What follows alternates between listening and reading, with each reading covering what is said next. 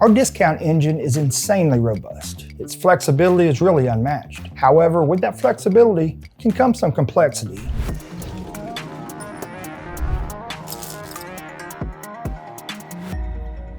Hey there, I'm Zach with FTx. In today's FTx Fact, we're going to look at a few discount options and talk about why you'd use them. So let's get going. Our discount engine is insanely robust. While our embedded Lifeline documentation is very helpful in describing each setting and what it does, sometimes real-world examples really help hammer things home. First, we'll look at the quantity and the or more fields in the Detail tab. When using a standard discount option like $off or % off, the quantity field represents how many items are required to be on the sale before the discount fires.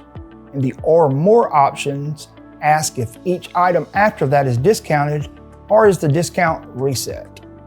So if you have the quantity field set to 3 and the or more is true, then once the third qualifying item is on the sale, all the qualifying items will get discounted, and then each additional qualifying item will receive the discount.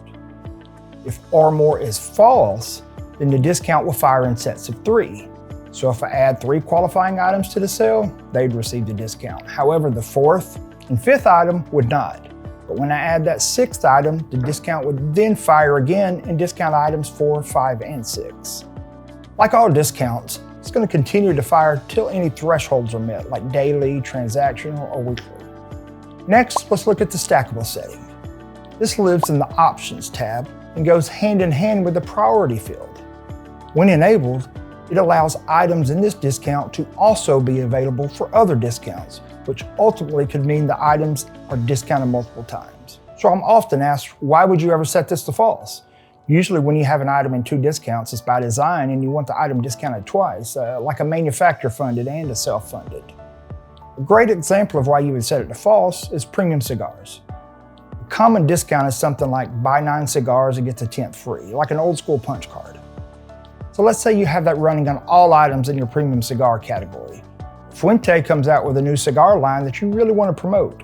So marketing puts together a promotion for 25% off all of them.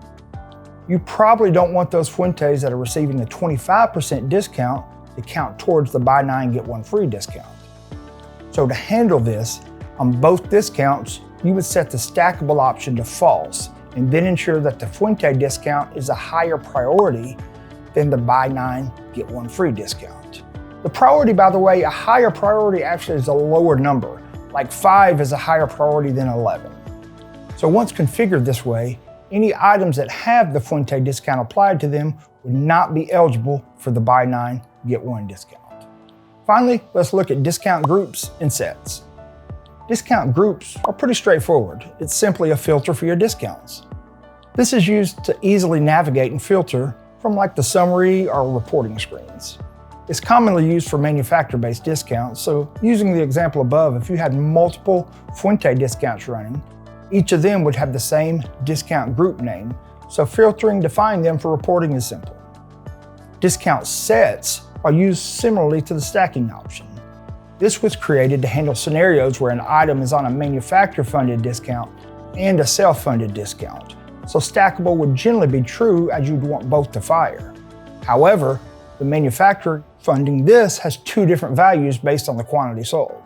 So for example, UST is giving you 50 cents off each can of Copenhagen when the customer buys 2. But if they buy 5, the discount raises to $3.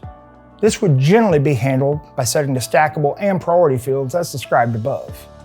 Setting stackable to false, $3 has a higher priority, so when it fires, 50 cents won't fire. However, you also want your self-funded discount to fire. If you set stackable to true, in addition to your self-funded discount, then both manufacturer-funded ones will fire, which isn't what you want.